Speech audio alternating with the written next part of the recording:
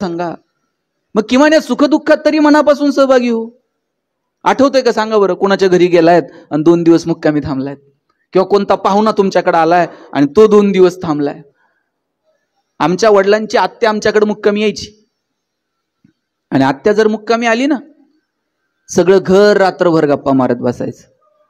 आत्या जर 2 दिवस थांबली आणि 3ऱ्या दिवशी जायला निघाली, सगळं घर तिला एसटीला वाटे लावायला जायचं. आत्या नुसती एसटीत बसली आणि तिनं खिडकीतनं हात केला ना, येते, तिनं येते म्हणायला उशीर हो, सोडवायला आलेल्या लोकांचे डोळे पाणावत होते. एवढी माणसं भावनिक होती. आता लोक अंत्यविधीला जातात, तिकडं प्रेत जळत असतं आणि इकडं लोक मोबाईलमध्ये खेळत असते. कधी उरकतोय कुणाच ठाऊक म्हणतात. भावना शून्य झालो आम्ही.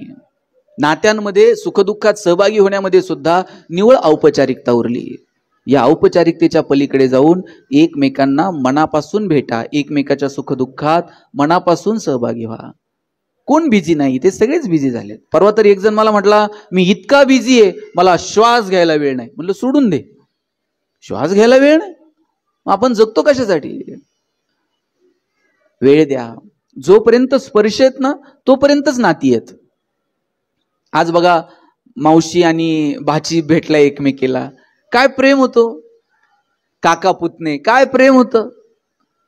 आता ही नातीच उरली नाहीत. आपल्याकडे म्हण होती, आई मरो आणि मावशी उरो. तेवढं मावशीचं प्रेम असायचं. पोरं बापाकडे हट्ट करत नव्हती साहेब, तेवढा चुलत्याकडे करायची. बापाला म्हणायला जरा घाबरायची, मग चुलत्याकडे हट्ट करायचा, नाना जरा ते घेऊन देता का, काका जरा बाजारात नाही आणता का. आणि चुलत्यानं सुद्धा स्वतःच्या पोराकडे नाही बघायचं, आधी पुतण्याकडे बघायचं. इतकं प्रेम होतो. आता ही शेवटची पिढी आहे ज्यांच्याकडे मावशी आणि काका शिल्लक आहे. आता एकच मुलगा आणि एकच मुलगी, त्यांना मावशी आहे का? त्यांना काका आहे का? एक मुलगा एक मुलगी, काळाची गरज आहे, पण आता मावशी नाही आणि काका नाही. जी नाती मोजकी शिल्लक आहेत ती तर जपू. आजी आजोबा गेले की परत नाहीत. आजीचा सुरकुटलेला हात वेगळी ऊर्जा देऊन जातो.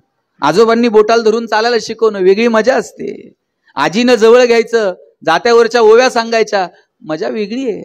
आजोबांनी जवळ घ्यायचं, कधीतरी कीर्तनाला घेऊन जायचं, खांद्यावर घेऊन एखाद्या मंदिरात घेऊन जायचं, काय मजा होती या नात्यांमध्ये. आता आजी आजोबा तुम्हाला रेंटवर मिळणार नाहीत, कोणत्या मॉलमध्ये मिळणार नाहीत. आजीनंच गोधडी करायची असते, आजीनंच ते स्वेटर पहिलं विणायचं असतं. आजीची सगळी दुनियादारी, सगळा संसार आता उरकलेला आहे. आजीची शेवटची मैत्रीण जर कोण असेल ना, तर तिची नात असते. आणि नातीला अजून जग बघायचंय. नातीची पहिली मैत्रीण जर कोण असते तर तिची आजी असते. आजोबांचा शेवटचा मित्र त्यांचा नातू आहे, आणि नातवाचा पहिला मित्र त्याचे आजोबा आहेत. काय मजा आहे नात्यांमध्ये. मी स्वतःला फार भाग्यवान समजतो. 10-12 वर्ष मला माझ्या आजोबांचा सहवास लाभला. इथे केडगावला राहायचो आम्ही. आमचं घर तर असं होतं भाऊसाहेब, अशी छोटीशी खोली होती. आजोबा असे कॉटवर झोपलेले असायचे, मी खाली तिथे गोंगडी टाकून झोपलेला असायचं. आणि आम्ही रात्र 2 जण गप्पा मारायचो. तेव्हाचे ज्ञानोबा असं म्हणतात, तुकोबा असं म्हणतात. जे काही 2 गोष्टी कळाल्या त्या आजोबांमुळे कळाल्या. त्या वाटेवर चालण्याचं बळ निर्माण झालं त्या आजोबांमुळे निर्माण झालं. हा सहवास आपण आपल्या लेकरांना मिळायला नको का? ज्यांच्याकडे आजी आजोबा आहेत त्यांनी ते गावाकडे ठेवू नका. परिस्थिती असेल, गावाकडे राहावं लागत असेल तर कधीतरी नातवांना घेऊन जा, कधीतरी त्यांना इकडे बोलवा. पण एक मे नातवांचा आणि आजी आजोबांचा सहवास काहीतरी काळासाठी येईल याची काळजी मात्र घ्या. ही माणसं अशी भुरकून उडून जातात, नंतर औषधाला सुद्धा सापडणार नाहीत. बघा, अख्ख्या सभागृहात एकच माणूस शिल्लक आहे टोपीवाला, 2 आहेत, आणि 9वारीतल्या ह्या 2-3 राहिल्यात. संपल्या आता हे. ही माणसं तुम्हाला परत सापडणार नाहीत. ज्यांच्याकडे ही पिढी आहे त्यांना जपा, बोला त्यांच्यासोबत. या लोकांकडे पैसे नव्हते हो, पण ही माणसं जबाबदाऱ्या पेलवायला तरबेज होती. एक जण कोणतर नोकरीला लागायचा, 2 भाऊ गावाकडे शेती करायचे. शेती करणाऱ्यानं खळं झालं ना, पहिलं पोतं नोकरदाराला नेऊन टाकायचं, आणि नोकरी करणाऱ्यानं भावाला जमीन घेऊन दे, त्याला पाईपलाईन करून दे, त्याला विहीर खांदून दे, त्याच्या पोरांचं शिक्षण बघ, त्याच्या पोरींची लग्न कार्य बघ. प्रेम होतं एकमेकांमध्ये. जबाबदाऱ्या पेलवायला माणसं तरबेज होती. यांनी पैसे लय साठवले नाहीत, पण समाधानानं सुखी आयुष्य माणसं जगत राहिली. आता साठवण्याची एवढी स्पर्धा सुरू झाली आहे. या साठवण्याच्या स्पर्धेमध्ये नाती कुठं हरून गेली आमचं आम्हालाच कळलं नाही. मी असं म्हणत नाही तुम्ही कमवा आणि सगळ्यांना वाटून टाका, अजिबात असं करू नका. पण योग्य ठिकाणी थाप मारा, योग्य ठिकाणी आधार द्या. अडचणीत कुणी असेल तर धावून जा. प्रत्येक वेळेस खिशात हात घालावा लागतो असं नाही, कधीतरी पाठीवर थाप मारा, हे सुद्धा खूप असतं. पण त्याला जर आमच्याकडे वेळ नसेल तर मग आम्ही माणूस उरलेलो नाहीयेत, हे मात्र आपण स्वतःला सांगायला हवं. कसं जगायचं हे आपलं आपण ठरवावं. आयुष्यात कोणत्या गोष्टींना प्रायोरिटी द्यायची हे आपलं आपण ठरवावं. मी या मताचा नाही की पैसे कमवू नका. निसर्ग, समाज आणि त्यानंतर तितकाच महत्वाचा मुद्दा जर कोणता असेल तर तो म्हणजे अर्थकारण. मजबूत पैसे कमवा. कुणी जर तुम्हाला सांगत असेल 1 रुपयावर जात नाही आणि पैशाला कोंबडी खात नाही आणि पैशावाल्याला कुठं सुख आहे का आणि त्याला कुठं झोप आहे का, हे असलं सांगून तरुण पोरांना अकार्यक्षम बनवण्याचा धंदा कुणीही करू नये. तरुण पोरांना सांगा, जेवढे पैसे कमवता येतील तेवढे कमवा. फक्त तुकोबरायांचं एक विधान आयुष्यभर लक्षात ठेवा, जोडून या धन उत्तम व्यवहार आहे. आमचा व्यवहार उत्तम असला पाहिजे. आजच्या घडीला जर मला कुणी विचारलं चांगला माणूस कोणता, या जातीतला, त्या धर्मातला, या गावातला, त्या पक्षातला, मी म्हणेल ज्याचा व्यवहार चांगला तो माणूस चांगला. आपला व्यवहार चांगला ठेवता येईल का, चांगल्या व्यवहारातून चांगले पैसे कमवता येतील का, आणि कमवलेले पैसे योग्य ठिकाणी खर्च करण्याची दानत पण ठेवा. काहींना कमवायचं कळतं पण देण्याची वेळ आली ना मग मात्र त्यांना करमत नाही. मोबाईलवर त्यांना क्रेडिटेडचा मेसेज आला का असला आनंद होतो, पण डेबिटेडचा मेसेज पडला का ते अस्वस्थ होऊन जाते. अहो, निसर्गाचा नियम आहे, घेतलेला श्वास सुद्धा सोडावा लागतो. हा, श्वास फक्त घेऊन बघा बरं, हा सोडायचाच नाही. हा, जमतंय का? सोडल्याशिवाय तर नवीन श्वास घेताही येणार नाही. जे कमवलंय ते सगळं ठेवून जायचंय. इथं 2च पर्याय उपलब्ध आहेत, आहे ते ठेवून जा, नाहीतर आहे ते तुकोबरायांसारखं वाटून जा. घेऊन जायची सुविधा अजून तरी उपलब्ध नाही. म्हणून जसं कमवतो ना तसं योग्य ठिकाणी देण्याची दानत पण तुमच्या हातात असली पाहिजे. विंदा करंदीकरांची कविता आहे, देणाऱ्यानं देत जावं, घेणाऱ्यानं घेत जावं, आणि घेता घेता एक दिवस देणाऱ्याचे हात घ्यावेत. हिरव्या पिवळ्या डोंगरांकडून हिरवी पिवळी शाल घ्यावी, सह्याद्रीच्या कड्याकडून छातीसाठी ढाल घ्यावी, वेड्या पिशा ढगांकडून वेडे पिसे आकार घ्यावेत, मातीमधल्या प्रश्नासाठी पृथ्वीकडून हुंकार घ्यावेत, उसळलेल्या दर्याकडून पिसळलेली आयाळ घ्यावी, आणि शांत वाहणाऱ्या भीमेकडून तुकोबाची माळ घ्यावी.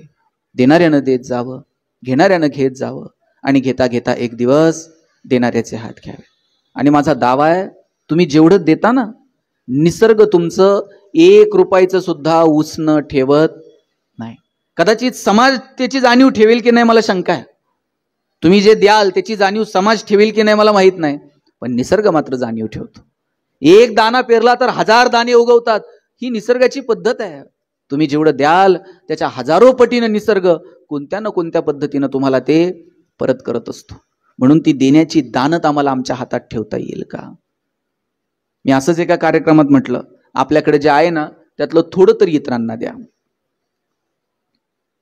एक कविता आहे पहा, ज्यांच्या दारात बाग फुलून आली त्यांनी 2 फुलं द्यावीत, ज्यांचे सूर जुळून आले त्यांनी 2 गाणी गावीत, ज्यांच्या दारात आभाळ भरून आलं त्यांनी ओंजळभर पाणी द्यावं, आणि ज्यांची उंची आभाळाला टेकली त्यांनी अशाच मानावर करून बघू नये, थोडंसं खाली झुकावं, आणि जी माणसं मातीत मिसळतात त्यांना थोडंसं वरती उचलून घ्यावं. मी म्हटलं तुमच्याकडे जे आहे त्यातलं थोडं तरी द्या. 2-3 जणांना एवढं टेन्शन आलं, ते म्हणले ते आपल्याच्यानं देणं नाही होणार, निघून गेले ते. आणि जाता जाता त्यांना रस्त्यात सोन्यानं भरलेला हंडा सापडला. ते हंडा बघितल्यानंतर म्हणले आता असंही फुकट सापडलंय, यातलं थोडं तर देवाला देऊ म्हणले. ते म्हणले पण किती द्यायचं? लय नाही. हातात बांगडी असते ना, बांगडी एवढं वर्तुळ करायचं असं छोटस, सापडलेलं हंडाभर सोनं वर फेकायचं, आणि जेवढं त्या वर्तुळात पडन तेवढं देवाचं, आणि वर्तुळाच्या बाहेर पडन तेवढं म्हटलं आपलं. दुसरा म्हटलं काय स्वार्थी आहेस रे तू, सगळं फुकट सापडलंय, भगवंताच्या कृपेनं सापडलंय, आणि एवढं वर्तुळ आखायचंय, त्यात काय पडतंय का नाही पडतंय? छोटं नाही म्हणला, अख्ख्या गावाला वर्तुळ आखायचं. आणि म्हणला मग सापडलेलं सोनं वर फेकायचं, जेवढं वर्तुळात पडन तेवढं आपलं. तुम्हाला कळतंय का नाही? आता अख्ख्या गावाला वर्तुळ आखल्यावर त्याच्या बाहेर काय पडत असतंय का? वर्तुळात पडन तेवढं आपलं आणि बाहेर पडेल तेवढं म्हणले देवाचं. तिसरा म्हटला तुम्ही किती स्वार्थी आहात. तुमच्यासारख्या लोकांमुळं कोरोना परत यायची शक्यता आहे म्हणलं. जरा तर देवाला घाबरा. तुम्ही भगवंताला फसवायला निघालात. एक म्हणतोय छोटं आणि एक म्हणतोय अरे म्हणला वर्तुळच आखायचं नाही, सोनं वर फेकायचं. देव कुठं असतो? वर. मग जेवढं वर राहीन तेवढं देवाचं आणि जेवढं खाली पडल तेवढं आपलं. जगातला सगळ्यात हुशार प्राणी कोण आहे? कोण आहे? तुम्हाला शंका आहे का? कोण आहे? माणूस. आणि हे कुणी जाहीर केलंय? इतका तो माणूस हुशार आहे, त्याचं त्यानंच जाहीर करून टाकलंय. मग 2 वर्ष कोविडमध्ये आपली हुशारी गेली ती कुठे? डोळ्यानं न दिसणारा एक विषाणू, पण सगळं जग जागेवरती थांबलं. लोक खिडकीतनं खाली बघायची, जनावरं रस्त्यावर फिरतायत, आम्ही रस्त्यावर कधी येणार? कोरोना कुणी बघितला का? बघितला कुणीच नाही, पण कळला मात्र सगळ्यांना. जो विषाणू डोळ्यानं साधा दिसला नाही त्यानं सगळं जग जागेवरती थांबवलं. कोण आहोत आपण निसर्गाच्या समोर? निसर्गाच्या समोर आपण कोणी नाहीत. म्हणून जे क्षण वाट्याला आले ते आनंदानं जगा. जन्म आणि मृत्यू ही जी 2 टोक आहेत ना, यातलं एकही टोक तुमच्या माझ्या हातात नाही. मधला जो प्रवास आहे तो फक्त कसा जगायचा हे आपलं आपण ठरवायचं. कुणी इथं दाव्यानं सांगू शकेल का पुढे येऊन माझ्याकडे अजून 50 वर्ष शिल्लक आहेत, माझ्याकडे अजून पुढचे 10 वर्ष शिल्लक आहेत? घेतलेला श्वास परत सोडता येईल की नाही याची खात्री नाही हो. आम्ही कोणत्या अहंकाराच्या गप्पा मारत आहोत? आपण कोणी नाही आहोत. आपण पाहुणे आहोत. राहायचं जोपर्यंत त्याची मर्जी आहे तोपर्यंत आपण इथे आहोत. ज्या दिवशी त्याची मर्जी संपली त्या दिवशी निरोप घ्यायचा आणि हसत हसत निघून जायचं. इतकं साधं सरळ आणि सोपं गणित आहे. कबीरांचा एक दोहा आहे, देश देश के वैद्य बुलाए, लाए जड़ी और बूटी, जड़ी बूटी तेरे काम ना आए, जब राम के घर की खूटी, जरा हलके गाडी हाको मेरे राम गाडी वाले. कबीर सांगतात देश विदेशातून तुम्ही वैद्य बोलवा, पण एकदा का निरोप आला मग तिथे कुणाचं चालत नाही. तुम्ही नीतू मांडके नाव ऐकलंय का? हृदयरोग तज्ञ होते. त्यांच्या पत्नी अलका मांडके यांनी खूप सुंदर पुस्तक लिहिलं, हृदयस्थ नावाचं. नीतू मांडके पुण्यातल्या बीजे मेडिकल कॉलेजला शिकायला होते. अलका मांडके तिथेच शिकल्या. नीतू मांडके हृदयरोग तज्ञ झाले, अलका मांडके भूल तज्ञ झाल्या. त्यांनी लिहिलं, एक दिवशी असंच हसत हसत नीतूने विचारलं, अलका कधी जर मला अटॅक आला तर? ज्या माणसानं 10,000 पेक्षा जास्त शस्त्रक्रिया केल्या, बाळासाहेब ठाकरेंवर शस्त्रक्रिया करायची वेळ आली तर ती सुद्धा नीतू मांडकेंनी केली. आणि ते हसत हसत म्हटले, अलका मलाच अटॅक आला तर? अलका मांडकेंनी पटकन असा तोंडावर हात ठेवला. नीतू असं अभद्र बोलू नये.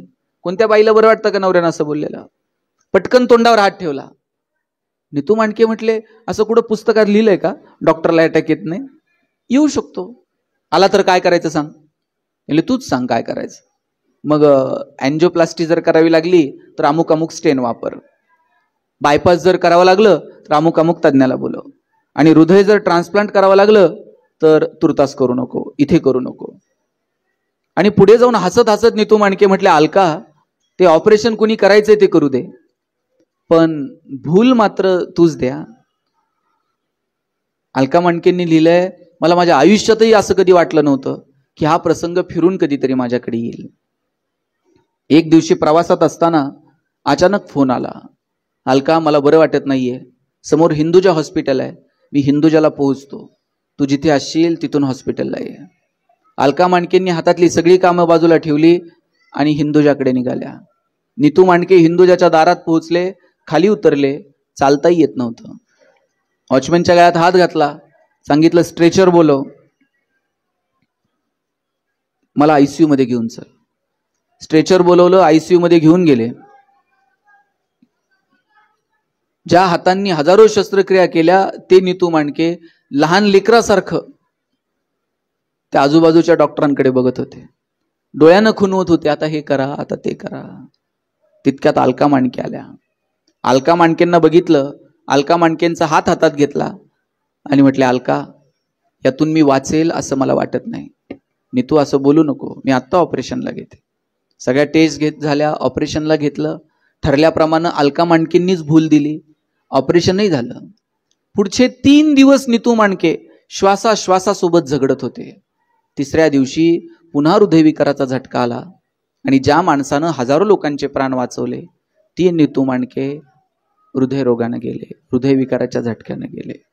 देश देश के वैद्य बुलाए, लाए जड़ी और बूटी, जड़ी बूटी तेरे काम ना आए, जब राम के घर की खुटी, जरा हलके गाडी हाको मेरे राम गाडी वाले.